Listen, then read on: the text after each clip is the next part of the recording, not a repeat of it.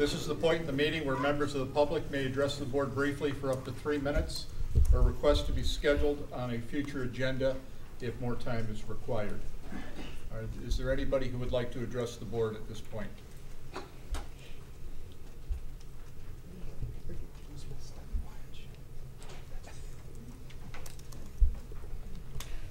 Okay, thank you. Superintendent Graydon. Just a couple of quick updates today. One, I would like to thank the participants and the supporters of this countywide Special Olympics track meet that was held today at Saline High School. Teams from across Washtenaw County participated. It was a great event. Again, a collaboration between our special education department, our students, and our staff that have supported that event. I'd also like to thank Mr. Lotch and his panel. It was Smita Nagpal from Stillwater's Counseling, Rich Coleman, Tiffany Small from Pittsfield Police Department, Don Lupai from the Saline Police Department, Joel Benedict, Matt Stemick, Rachel Porter from Saline Area Schools, and especially a student representative, Gabriella Rundle, who participated in a panel discussion following a screening of the movie Bully last week, and it was a very powerful opportunity for us to really reflect on the issue here in Saline. On Thursday, a group of staff and community members, along with Diane Fries and I, will be in Lansing to accept the MASB Excellence in Education Award for our community partnership with Saline Alive. This should be a great opportunity. We will have a formal presentation later in the fall with that group here in Saline. I will be out of the district tomorrow and part of Thursday attending the MASA Region 8 representative for the statewide school reform committee through the Superintendent Association. And also Friday we'll be screening film Big Picture, Rethinking Dyslexia. The 17th of May in Ellen Ewing Performing Arts Center. Thank you to Kevin Musson, Special Ed Director, and the Special Education Advisory Committee for putting that together. So that's all I have. Are there members of the board who would like to make a statement? Well, actually, I do one thing. Okay. I do a shout out for Griffin Saibo because he's a D pole on the lacrosse team, which means he's way back of the field, and he scored a goal from midfield. In 10 years of watching lacrosse, the first time it's ever happened. My son is a retired D pole guy, and he's now says that Griffin's his hero. That's it. Todd? I had the opportunity to go to the legislative breakfast with Mr. Holden and Mr. Graydon. And despite what the rumors are, some of those guys actually do think about education and seem to present themselves well, that they are trying to do good things. We just have to give them a little guidance. So keep them in your prayers. Just a couple things here briefly. Last evening, Diane Fries attended also. We had the highest honors banquet, and Chad was one of the ones who was honored there last night. But we recognized the best of the best at the high school of the upcoming graduating seniors. Their families were there, and then also they recognized an educator who had an impact on them. And this is my second year attending that banquet, and it's quickly become, you know, really my favorite event because we're touching all the bases. We're recognizing the student, the parent, and the educator on the same night. So it's a great event, and I look forward to that every year. Yesterday I attended a session up at Automotion Alley up in Oakland County, and it's centered around how to fill the gap in manufacturing. That there is a critical need for the manufacturing sector in Michigan to fill jobs. And the Jackson Manufacturers Association has done some real innovative things, collaborating with Jackson Community College and also with the K through 12 districts in Jackson County, all the way down into Hillsdale and Lenawee.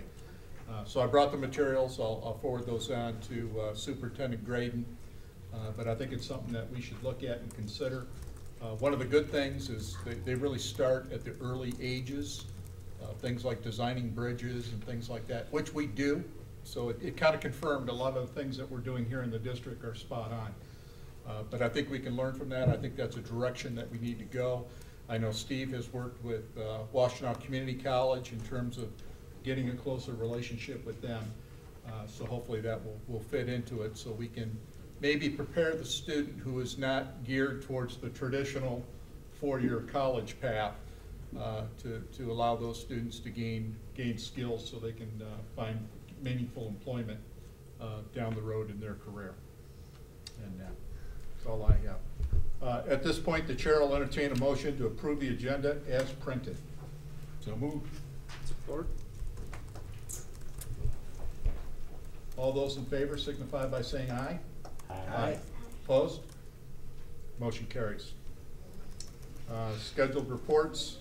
We have the flag project update with Allison Collins. Yep, that's fine. Okay, thank you. I understand we've already talked a little bit about my project at the board meetings, but just to give a quick overview, I'm Allison Collins, a Saline High School senior and a Girl Scout, and I'm working on my Girl Scout Gold Award, which is the equivalent of the Eagle Scout project, and I'm working on raising money to buy American flags for every classroom in Saline. This is in response to new Michigan state legislation, Public Acts 320 and 321 of 2012. And that will give Michigan students the opportunity next year to recite the Pledge of Allegiance every day. So, in this effort to buy American flags for every classroom, I've raised $2,752 to date. And that is enough to buy a flag for every classroom, which at $7.90 a flag from the American Legion catalog, would come to $2,370. So that leaves us with $382. So we're looking at buying stand-up flags for the principals and assistant principals' offices, making sure every library and lunchroom has a flag, gyms, and buying replacement outdoor flags for the outdoor flagpoles. I'm also holding a craft and scrapbooking day this Saturday on May 18th. If anyone in the community likes to scrapbook or do any kind of craft, feel free to sign up for that for a $30 donation. All the proceeds will go to buying American flags for the classrooms. And there's information on the back table where the agendas were for signing up for that. And my contact information's on there too and everything. All right. I want to thank you for stepping up and doing this. I'd also like to mention that you were one of the seniors who was recognized last night, and that so you've done us a great service by stepping up and gathering these flags, and I know that you've worked with the chief. In fact, I'd like you to, if you could, just real quick, touch on your passion for the flag and maybe what you do 2 weeks every summer for a long time. Yeah, so the reason I got interested in this project, so you know, the Girl Scout Gold Award, you have to serve your community, but it's really important that you find something you're passionate about and that you really enjoy. And what got me interested in the American flag is I'm part of a group called the Mackinac Island Governor's Honor Guard, which is why I have this patch on my vest. And it's a group of Girl and Boy Scouts from around Michigan that alternate weeks serving as tour guides, color guard, and do other community service on Mackinac Island for the State Park Commission. So since I was 11 years old when I first applied for the program, I've gone up to the island for 10 days every summer and served on the Governor's Honor Guard there. And we do a lot of work with flags. Every day we raise and lower 26 flags around the island in like a ceremony every morning and evening. And it's just taught me a lot about responsibility and civic duty and patriotism, and I really have enjoyed learning about the American flag. Very good. All right, thank you. Thank you.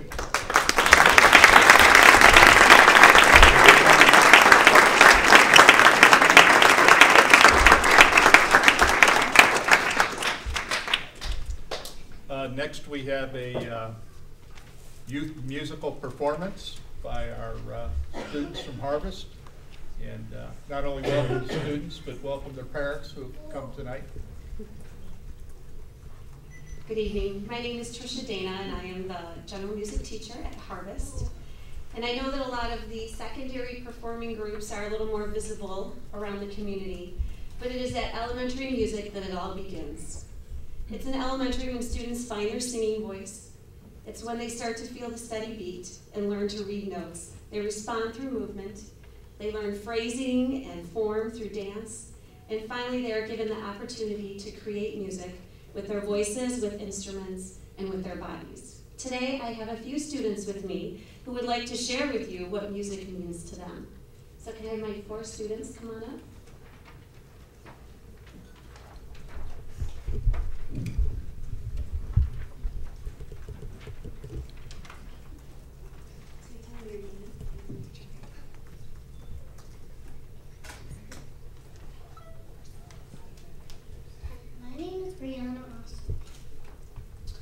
Music.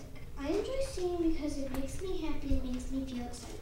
To me, music is fun because you can dance to it and you can express your feelings. You can share your secrets and the lyrics. In music class, Miss Dana teaches us cool songs and dances like the Area Canal. I have so much fun singing and dancing along to her songs. Music means so much to me.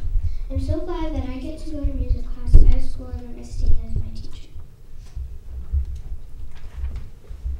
My name is Ryan Prasad. Music. Music makes me feel like I can express my feelings in any sort of way. Music can make you feel like you can do anything. Our teacher, Mrs. Dana, really helps my class accomplish our music goal. I play piano, and learning the words to the piece really helps me understand and make the song more fun and exciting.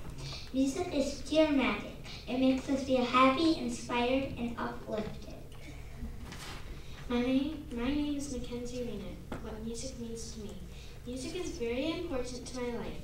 When I first started singing, I loved it so much. When my class and I walked into the music room, we learned lots of songs, and we learned the melody. One time we got to do a dancing called the Simple Square Dance. It was so much fun. We made a very cool dance for it. Music helps me get out of my shell and open up to see myself better than ever. I want to have music all around me in my life. I love it. What music?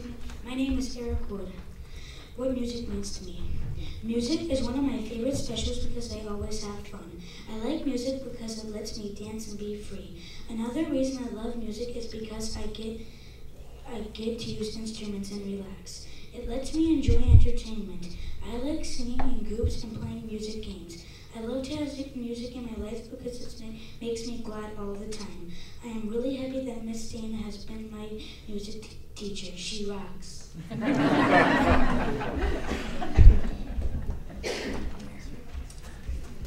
In general music, students are also making connections to other subject areas. For example, since the students study in 3rd grade Michigan history, I've been introducing them to songs and dances that are culturally significant to these historical periods. Today, I have students from Mrs. Larson's class and Mrs. Tarrick's class that will be sharing some of those songs with you tonight. The first is a French song called Entendez-vous. This was sung by the French voyageurs as they traded in the Great Lakes region. The second is the Erie Canal, which was significant in causing the population to boom in Michigan. And lastly, Michigan is part of the 50-50 United States, which, by the way, is by far the most popular song that I teach in 3rd grade. And I think you'll see why when the students sing it. So we hope you enjoy these 3 songs this evening.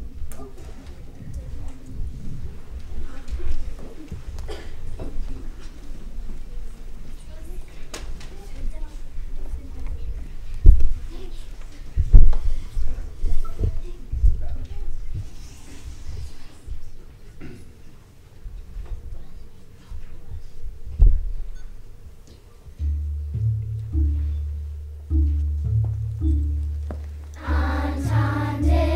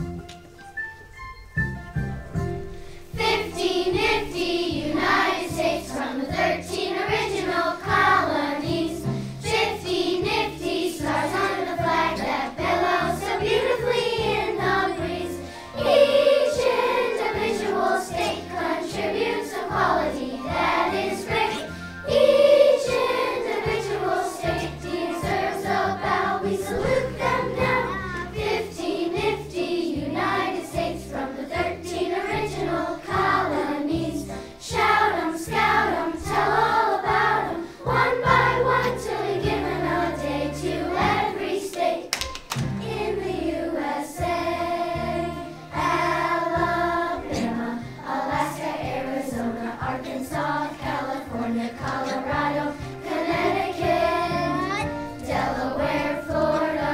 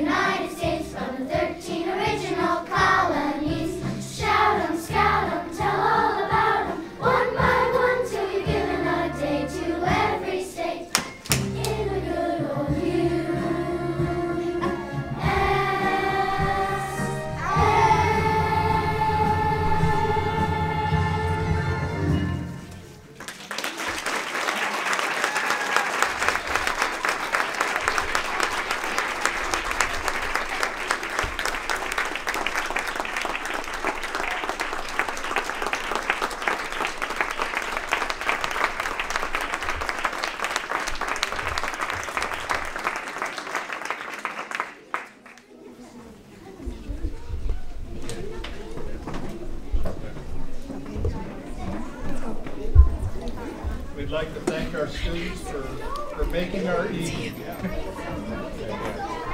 And for the parents, this will be broadcast on the local Saline cable channel. And also we will have it up on the Saline website, correct? Yep. Thank you very much.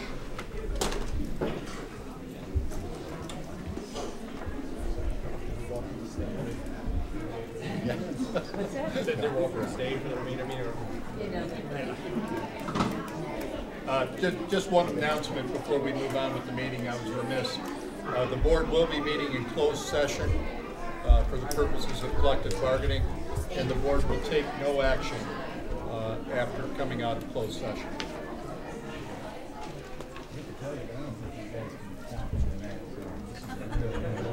I agree. You need to sing out the motion. It's got a nice little. You can be the Gregorian nifty 50. chant. Yeah. Maybe you're the nifty 50 plus. We'll move on to action items. The chair will entertain a motion to approve the 2013-14 pay to participate fee as recommended by Superintendent Graydon. Superintendent Graydon, we discussed this at the last meeting, and if you would like to add some further comment on what's transpired since the last meeting. Yep. We have a motion and a... Oh, Support. thank you. The memo included the dollar figures are the same. Couple of points of emphasis. We have met again after the April 9th meeting, reviewed issues related to club programs and essentially club fees versus school-sponsored sport fees.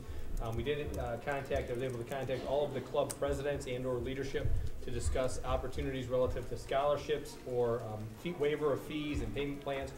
It's important to understand all of the clubs do have programs which a student who's interested or family's interested in participating who has a demonstrated need so that they can accommodate any fee requests associated with that. It did articulate and has continued to articulate further necessary relative conversation around our policies and our practices related to interscholastic athletics. We'll do that. I determine the need for a formal review of our athletic accounts and our student activity accounts to properly assess the costs associated with athletics, as we saw when we had the one presentation, the volume of different activities that go into that. It's important for us to get a handle on that, and we'll be engaging Plant Moran during our normal audit cycle to do a more formal review of that. But again, based upon that review, the discussions that we've had, I will be developing a committee to fully review this issue and make recommendations back to through myself to the board prior to January 1st of 2014, so that we can really review this in a very thorough fashion. I have talked already with Kurt Ellis, our Assistant Superintendent for Human Resources, given some of his background and knowledge of practices outside of Saline. It would be a natural to lead that committee that would have a representation across the various stakeholders associated with this issue. So tend to bring this issue back to the board by the end of the calendar year. Any comments by board members? I just have one, and I don't know if you can reach out to everyone again. At the last field hockey meeting, we also decided to allow a payment plan instead of the, due on the day of practice kind of thing. If families don't qualify for a scholarship, it still might have some issues. So. A couple of the clubs talked about that, and I do know our athletic department does a similar process. A lot of times there may be a financial ability to handle the cost. It's more of a timing issue, particularly with multiple students in a season at one point. So, good point. Any other board members wish to comment at this point? All those in favor signify by saying aye. Aye. Opposed? Nay. Opposed. The motion carries 4 votes to 2 with 1 member absent. The chair will entertain a motion to approve School of Choice for 2013-14 as recommended by Superintendent Graydon. Diane and Support. And Todd. Superintendent All Graydon. right, the memo attached kind of articulates the position for School of Choice this year. As you know, for several years we've been a limited school of choice. My recommendation is that we continue to be a limited school of choice, however, that we expand the slots associated with enrollment in the school district for next year to be inclusive of grade 9 at Saline High School, and that we would open up 15 slots there. We would allow for 1 additional at the sophomore, junior, and senior level, as we look to essentially what my proposal articulates is an opportunity to maintain enrollment K-12. We did have K-8 applications began to be dropped off today. We had 60 applications already today. 60, again, this is K-8, now I'll be honest, largely kindergarten driven. So we have seen a real strong interest in attending Saline Area Schools. I'd like to see that continue, and ultimately with the goal of maintaining our current enrollment with our current cost model for next year. If we're able to essentially enroll the same number of kids next fall as we had this fall, we'll be in solid shape to meet our financial goals of a 5% fund balance, as well as continue to provide a quality educational environment. I've been in contact with Principal Helber, kind of monitoring what that would look like as we try and take a class of around 418 8th graders more to a size similar to the size of our current senior class of around 475. So that is my proposal. I think it's important for us to know that we strike that balance between enrollment as well as not trying to grow for the sake of growing, frankly maintain where we're at. So, questions? Scott, if you were to get 65 kindergartners, would you still do 9th grade? At this point, we would be committed to doing 9th grade. Yeah, I think the largest number, we have about 32 kindergarten, school of choice kindergarten students this year, and we are committed to taking up to 40 at the current level. We could potentially take more based on adding staff. Kindergarten is one of the easier grade levels for us to add staff because they're all new students. 9th grade is another one where we traditionally see a significant influx of what we'll call natural growth, and so we're more prepared to accommodate freshmen as well because there's also a somewhat, I'll call it a standard schedule, but frankly a pretty set schedule in terms of that freshman year. But the intention would be to meet our minimum of 15. We could make sure we don't take any more than that if we knew our kindergarten numbers were good. I believe 23 of the 60 were kindergarten applications today. To note, too, and this is a good point though, these are applications. Not all the people who fill out an application end up enrolling. We go through the lottery system, they're offered a slot, some choose not to. Honestly, the families that come in on the first day are likely to be very eager to seize that slot, but again, the application does not mean they'll convert to an enrollment. So there's a 1-month window for them to apply, and then the lottery? Yeah, the lottery will be on June 17th. It'll be the first Monday after school gets out. The students assigned to that lottery, so I'll use freshmen because that's the new one. Let's say we had 20 freshmen, or families of freshmen apply through school of choice. We would lottery 1 through 20. The first 15 would be offered slots, and we would go through that process of determining who would accept the slot. Once the slot's accepted, then they would be enrolled from there. And by June, we might have maybe a better idea about our natural enrollment as well, but that is usually August. Yeah, it is really August in particular. Now, our kindergarten numbers are solid. We have talked, and we talked last Monday at our admin meeting of trying to determine what is our move-out rate going to be, because the component that we've been running into hasn't always been just what is our kindergarten enrollment versus our senior graduating class enrollment. The last several years, we were seeing an outflow at times in different locations in our school. It's unclear as to what that outflow will look like.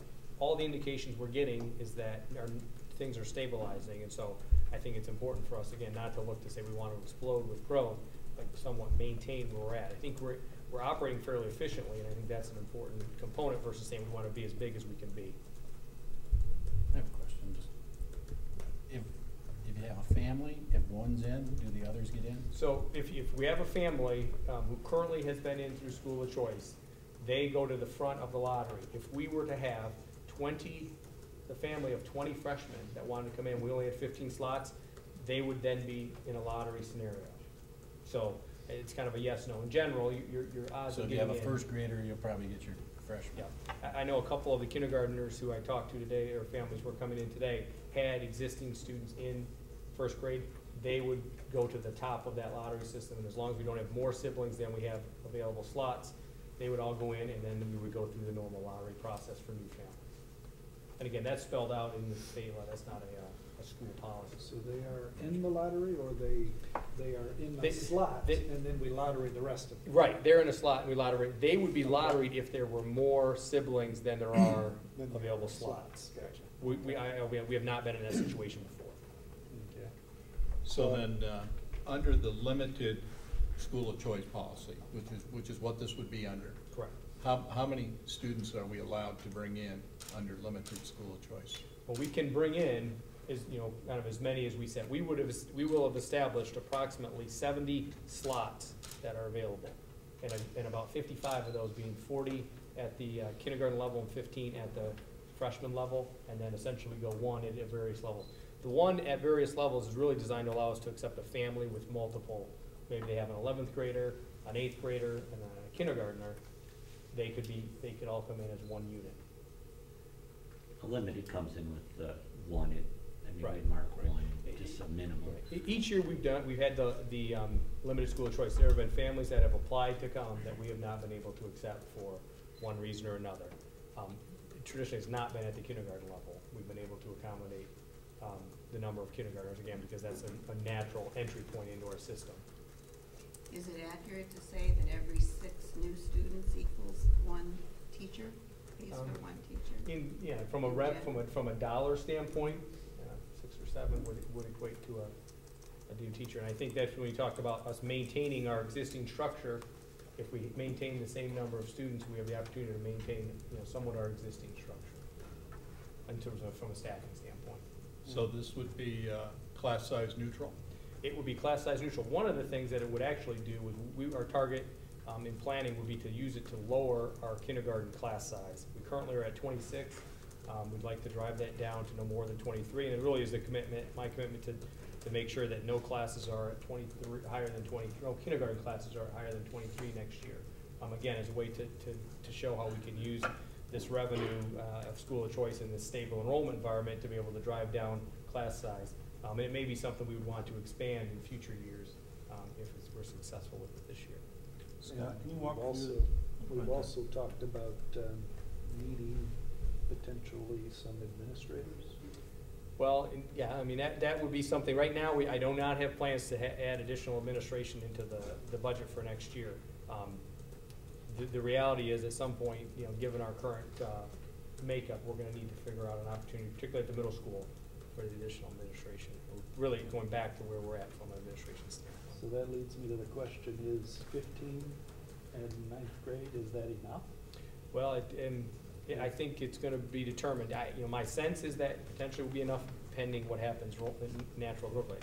It's not. This isn't an exact, science. I mean, there's an art to trying to massage enrollment and figuring out how students are coming in and essentially predicting natural growth, and that's very difficult. And so by saying 15 tonight, is that a hard limit? Like if we get 70 applications, could we take 20 if we decided to? Yes, you can go above the number, you can't go below. We're committing to saying, we will take 15. If we have 15 apply and we decide for some reason we only want 10, we're committed to taking 15. Okay, I understand. Thank you. Scott, can you walk me through the projected class sizes by grade for next year? Do you have that data? I do not have the projected class size by grade, with the exception of freshmen in particular and kindergarten. What's freshman and kindergarten then? Freshmen will average in the 30 range. And again, it's a little bit of a misnomer because we have freshman phys ed classes that will be in the 40s.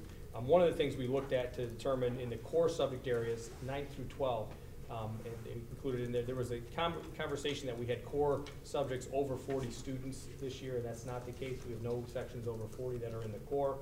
We do have 12% of our sections are between 37 and 39 students, but that's not specific to freshman level. That's core subjects: English, math, science, and social studies, 9th through 12.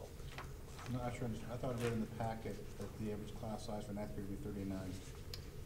No, that was just simply saying where we're at this year, and then essentially we would not have more than 12% of our classes K-12 or 9 through 12 in higher than we are this year, which is 37 to 39. I know at the Budget committee we went through. Yeah, there was a draft of the numbers. We can provide that data to you.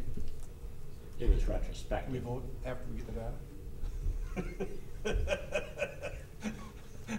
Right, yeah, What's the point of getting the data? Right. You know, I guess the statement from a relative to class size would be, we can drive down class size, in looking at, say, we're gonna take less students to drive down class size, we would be in a situation where we would be cutting staff.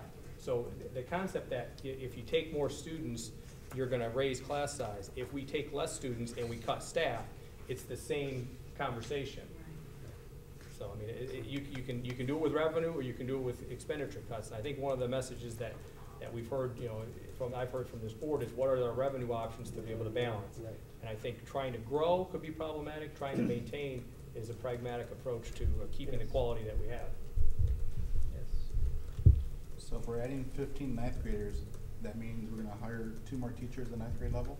No, because right now our current ninth grade class is 505 students.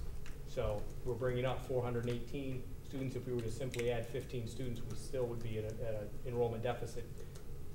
So again, you know, the areas where the 15 hit are not, are somewhat of a fluid target point. They're not flat. All classes are not, grade levels are not the same size. So the influx of 15, and we have factored into this the natural growth of around 30 students. So we anticipate that we'll see a natural growth in the neighborhood of 30 students. So that 418 will grow to, by the natural 30. We would like to augment that with some school of choice students. Again, targeting to look at that current senior class size of about 475. And if we can hit that number, then from a student standpoint and from a staffing standpoint, we will be in the same spot. Would we have the exact number of classes and whatnot? No, that again is a schedule and a matrix that's coming together as we speak. The issue of the same number of students with the same number of staff is really our target, which means we would have similar class size to this year. 12% of our core subjects right now are between 37 and 39. 88% are below 30, 36 are below within those core subject areas. It would be our intention that we would hit that target again next year, or better. So that sounds like you've done your homework. I appreciate it. Thanks. Any additional comments or questions from board members? All those in favor signify by saying aye. Aye. Opposed? No. Motion carries 5-1 with 1 absent. Chair will entertain a motion to designate a voting representative for the June ISD election as submitted by Superintendent Graydon. So moved. Chief? Support. And Paul. Traditionally, the board has designated the board president to go and vote on behalf of the board. The resolution calls for the board to nominate a representative, as well as to announce the support for 2 candidates. In this case, there are 2 candidates running unopposed. Diane Hockett and Mary Jane Tramatine are both running for ISD boards. The designated representative will need to attend the election in person on June the 3rd and cast a vote and show the resolution of support from Saline. I think we should continue the tradition. Yes, they're both incumbents. Mary Jane Tramatine is actually a retired Saline teacher. Yes. Without objection, I'll be designated as the primary representative and the chief as the alternate in the event that I cannot attend that meeting. Right now, I can't. You cannot. I see how this is working. Any other comments or questions? Get her done. All those in favor signify by saying aye. Aye. Opposed? Motion carries. Chair will entertain a motion to approve the Washtenaw Educational Options Consortium Agreement as submitted by Superintendent Graydon. Do we have a motion? I move, so moved. Diane? Support. And Todd. All right, relatively extensive contractual agreement between Saline Area Schools and the Washtenaw Intermediate School District for essentially Washtenaw Educational Options, also known as our secondary options. We are participants in a couple of consortiums, the WAY, which is the Widening Advancement for Youth, which is a 100% online school. We currently have 2 students enrolled in that. 1 is scheduled to graduate. And then we also are involved in YHI, the Washtenaw International High School, which is an international baccalaureate school.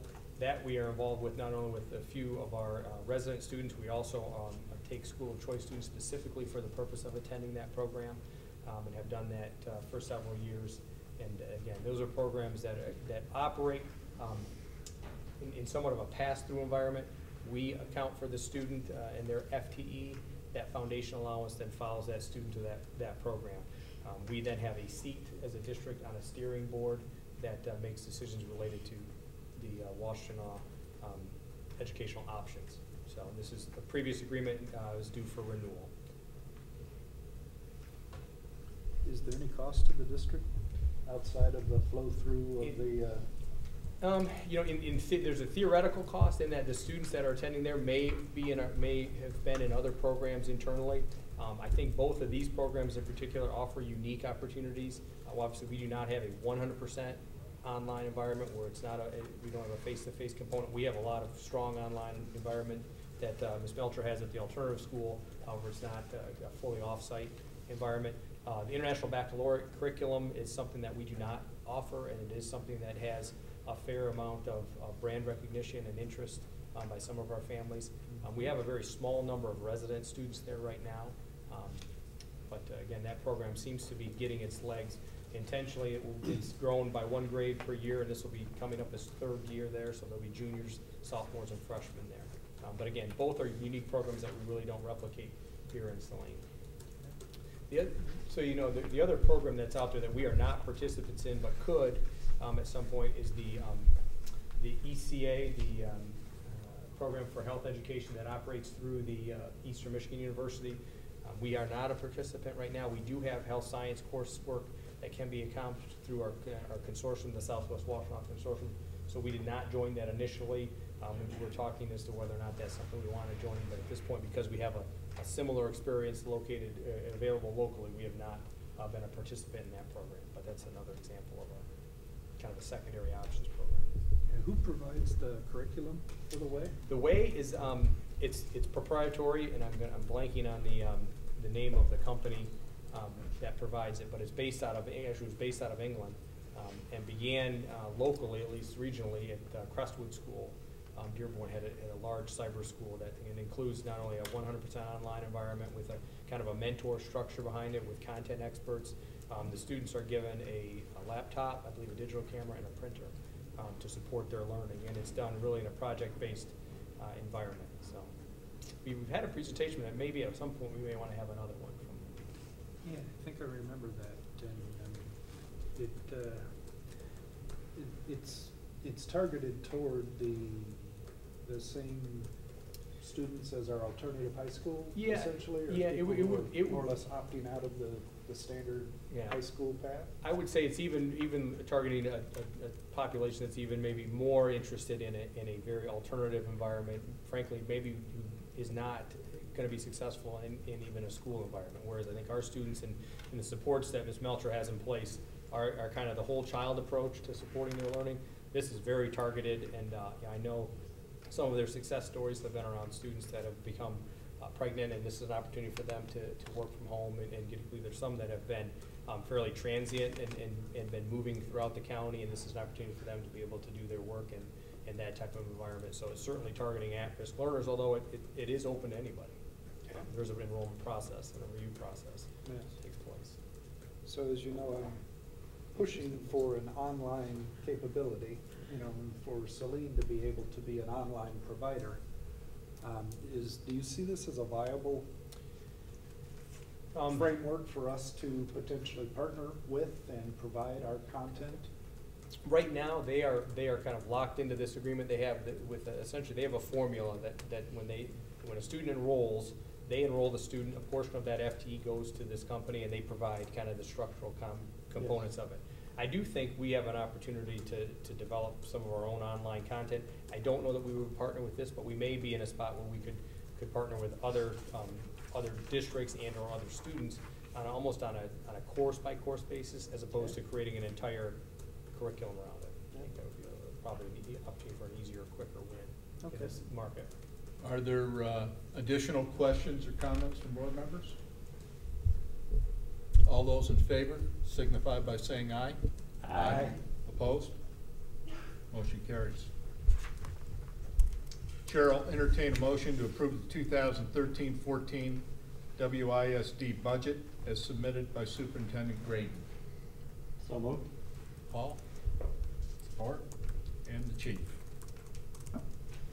All right, I'm not going to go through an extensive PowerPoint presentation about the board. The role of the local board is to review the ISD budget and then adopt the resolution as presented tonight that would either support or disapproval of the ISD budget. If there's a disapproval, what specific objections there would be, we would then note those specific objections and return it to the ISD board. So we have call a supervisory role here. We do not approve their budget. The ISD approves their budget. They want to know what we think. They can still take it under advisement. So they take your money anyways, right? Yeah, they're right. They're going to likely say, you know, thanks, but we're going to do our thing. But you know, there was a question that came up specifically related to the special education fund and the fund balance associated with that. If you looked at that, and I know you guys all kind of poured over that this weekend, there was a fair dip trend-wise in the fund balance in the special ed fund.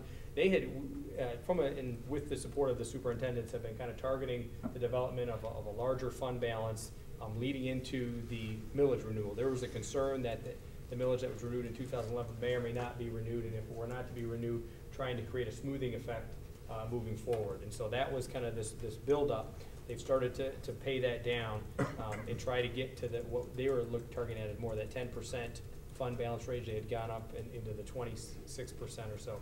The other issue they've run into now is declining property values. The special ed millage is truly dependent on the local property assessment. So with that decline, they've seen that fund start to decrease.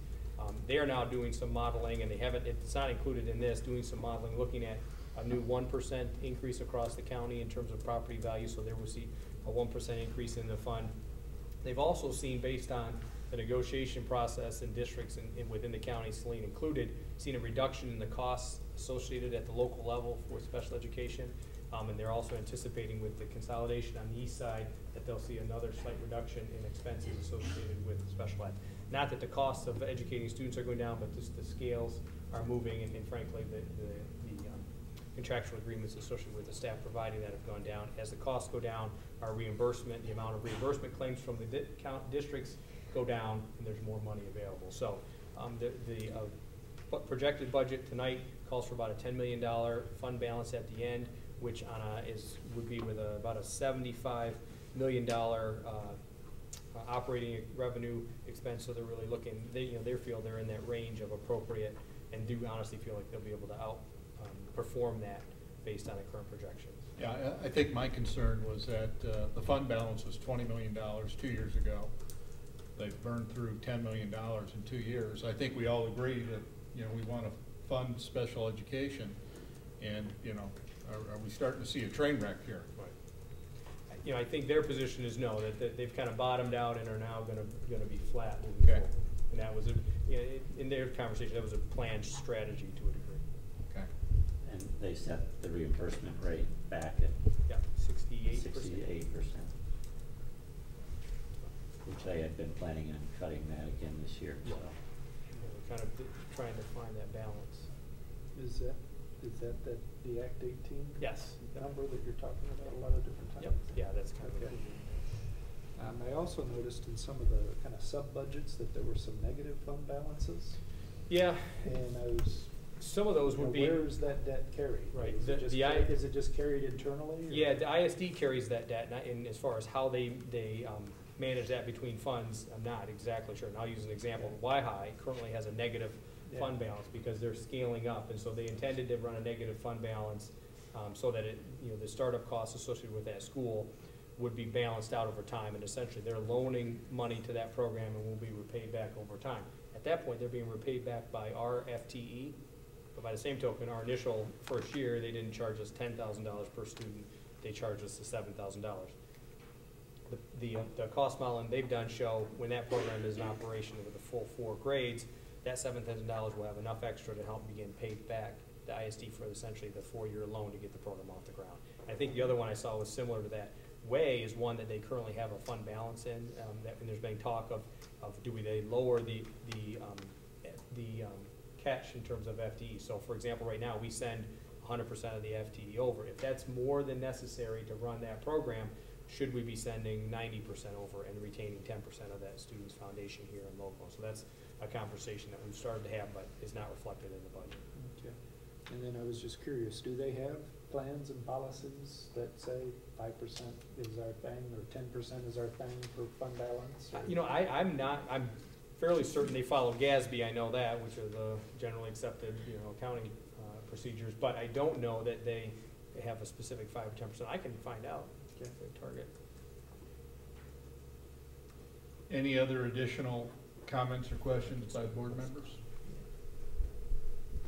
All those in favor signify by saying aye. Aye. Opposed? Motion carries. Discussion items. Budget committee report, trustee Heineck. We met May 7th. I think this year's budget was coming in maybe a little better. Yep. Than hopefully right around where we were. So that was good news with only a month and a half left in the school year. So then we started looking at next year's budget. We went through the school of choice thing, discussed class sizes. In the best case scenario, if a lot of things hold true, we will be back at our 5% fund balance next year. Even in the most likely, we'll be close. We did go through the sinking fund balance. We haven't spent much out of it lately. Next year there's some heating and cooling needs, some technology needs for the next 2 years that were not totally out of whack. 600,000, 1.6 million the next year out of I think Heather had her whole wish list was about $9 million. So pushing 10. We prioritized that and got some better numbers. But, you know, we've been delaying infrastructure for a couple of years, so I think we came up with some money in the pot to get some stuff done. So things are looking pretty good. The next board session, work session, will be all about budget.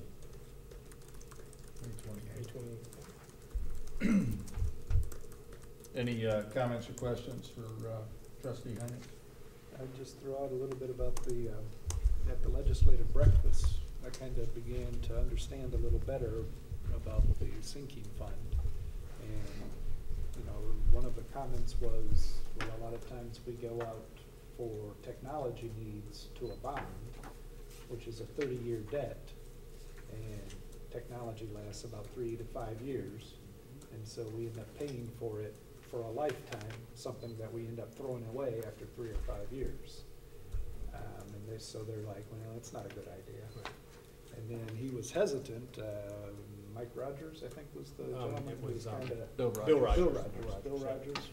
It was. He's the House Appropriations Chair for the Education Committee, so he's a key player in Lansing. Yes, so, and he was hesitant to talk about technology into the sinking fund because it's typically a 10-year commitment over time.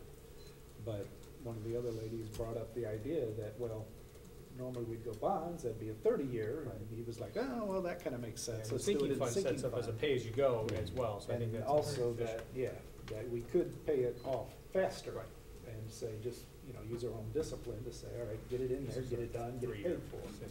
And so hopefully we made at least a little bit of a. But you don't have to bond for 30 years. You could run a technology bond for 5 years for, you know, whatever your needs are, and then you pay that off in the 5 years. You're, you know, within your life cycle of the technology without doing that 30-year mortgage on it. Yeah. So, just a comment. All right. Anything else? Do you have any sense of progress on that legislation? I think that there's momentum in the House and the Senate to pass it, at least for the safety and security use. When you get to using it for technology and perhaps even transportation, I think there's still a little bit of heavy lifting to do on that.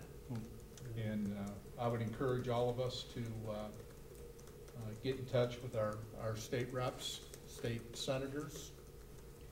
Bill Rogers, who's out of the Brighton area, is a key player in this. I had an exchange with him after the meeting and laid out what we would like to see from a district level in terms of expanding the sinking fund. It's not raising taxes. It's a tax that's already levied, but it would allow for greater local control in terms of how we disperse those funds. Yes. And if Lansing's going to do one thing for us this year, that's the thing we'd like to see have done. And it would certainly be helpful to take care of some of those needs that we have. And I got the feeling that transportation was an easier hit than technology. Yeah. Because the bus is 7 to 10 years of lifespan as opposed to a 3 to 5 for technology. Right. So One thing we've learned on technology for schools is, in the real world, it's a 3 to 5 year maturity model. We've seen here, it's 10 years for most of our technologies here, and that's pretty much true across most of K-12 in Michigan. So, the 10-year cycle that most sinking funds are fits the actual usage of obsolescence of technology at the K-12 level. So it maps nicely. There is an educational process that people look at it from a business perspective. We'd never look at 10 years in the technology in the business world. You change it too fast. But different applications in the business world than you have in the K-12 setting. So hopefully that will work its way through. People will understand all that. Okay.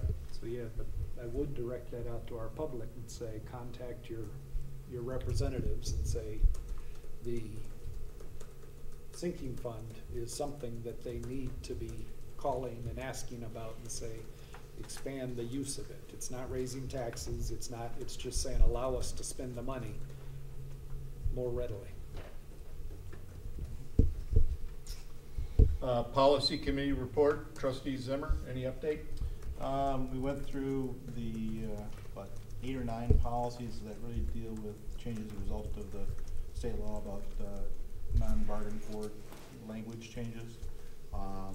Lots of this and that kind of changes as opposed to any substance of changes.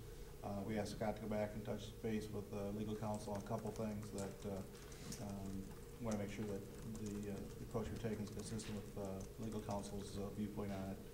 It'll be brought back for another review this week. Okay. Any questions or comments for the policy chair? Okay. Shared services update. Trustee Heineck and Zimmer serve on that committee. Any report out from the recent meetings? We met, we talked. We'll continue to talk. Yeah, we've met twice, and I think we all agree there's some things we can do. It's kind of a matter of getting all the interested parties to be interested. Okay. Shared services, is this? I thought we have you guys on that committee. City and MC, or this is This is city? the City. yeah. Just to recap everything, this is the City Park and Recs and Saline School District community ed programs. Community ed program is cash rich in comparison to the Park and Rec program. Plant Moran study showed there could be some consolidation of back-end operations for some simplicities of operations. They would have a $150,000 savings by doing so. In the context of the overall budget, it's not a lot of money between both organizations. We did look at the fact that the CARES fund is controlled by the school district as opposed to controlled by the city. We talked about how that fits to the profile as well, because it is a recreational fund and how that fits the conversation. The other day we asked Plant Moran to come back to talk with us in greater detail. We all sat through the big presentation of Plant Moran. We thought it would be beneficial to walk through it in more detail to see exactly what that's all about. And, so we're, I call it in the discovery phase right now, just learning what we need to know. We did look at the programs and services offered by both entities, and there's very little overlap. The Parks and Rec and community have done a very good job of separating their services so that they are not offering the same program. There's slight overlap, but we're looking at like 8 classes out of Yeah, it wasn't much. hundreds they offer. It's probably because of the time of day, you know, there's really nothing of any substance in there, so there's no duplication of services that's happening in terms of services to community. But, you know, we're gonna talk some more, and you know, hopefully the next month or so we'll have a better idea of where things, how they have evolved. We did look at both of their budgets last week too, so they're fairly lean and spend their money wisely, so. Okay. Good. And, before we move on, Chad, do you have anything to add tonight? They had the consortium assembly today at the high school, and I didn't actually get to attend, but I heard it was very nice. A lot of people were recognized for their hard work over the year, and sounds good. Excellent. How many days, Chad? Like 6. He hesitated. Yeah. Appreciate that. How many days you plan to be? I'm a senior, I'm not even gonna count anymore. When will be your last meeting with us? Whenever you guys tell me I can't come back. We have a couple more yet this year. Your term expires 2016. The chair will entertain a motion to authorize the following items, A through D, as part of the consent agenda. Do we have a motion? So moved. Chief? Support. And Paul second. All those in favor signify by saying aye. Aye. Opposed? Motion carried. Items scheduled on the next agenda for the work session on May 28th. We'll devote that to the budget. We have to approve a budget by July 1, so we're in the window where our focus has to be on that. So we will devote that evening to the budget. We should have more information. Tomorrow's the revenue conference. We're getting some early word that it's likely to be somewhat positive. However, that they're anticipating that those funds will be used to offset MIPSR, so which means long-term okay, short-term maybe not, but by the 28th we'll have hopefully pretty solid indications of what's going to come out of Lansing. So. And I think at the breakfast on Monday, they anticipate that they should have an approved budget sometime by the end of the first week in June. So that will give us enough latitude between then and July if we need to tweak a few things. And, second go around for public comment. If anybody wants to address the board at this point, they may address the board for up to 3 minutes. Any takers? Ms. Soyson. Hello, my name is Julie Soyson. I presented to most of you about a year ago last year about the student activity fee, particularly regarding SAD. And I'd just like to take a couple minutes to thank you for all of your work and consideration in waiving the fee for our program. This year we have not lost any attendance. We've actually improved a lot of our programs, and it was very nice to see a few familiar faces from you all at a couple of the events we've had this year.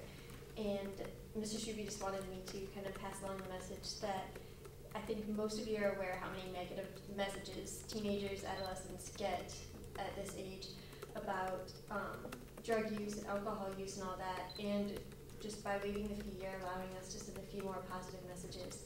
So we really thank you for that, your time and consideration, and we appreciate your support at many of our events. So thank you. Thank you. Are there others who wish to address the board at this point? Okay, the next meeting will be held on, I'm sorry.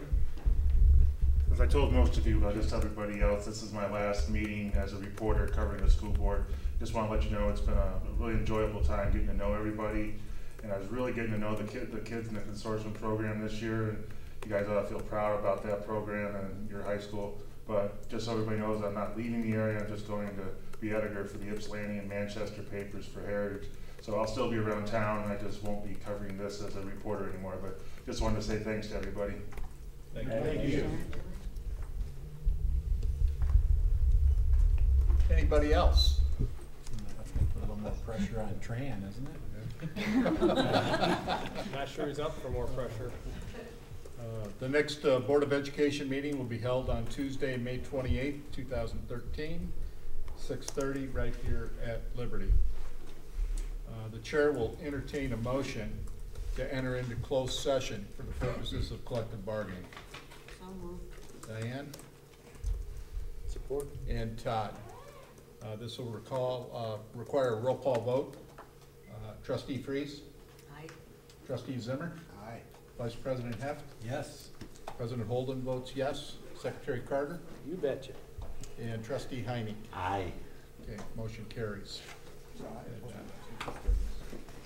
we'll start.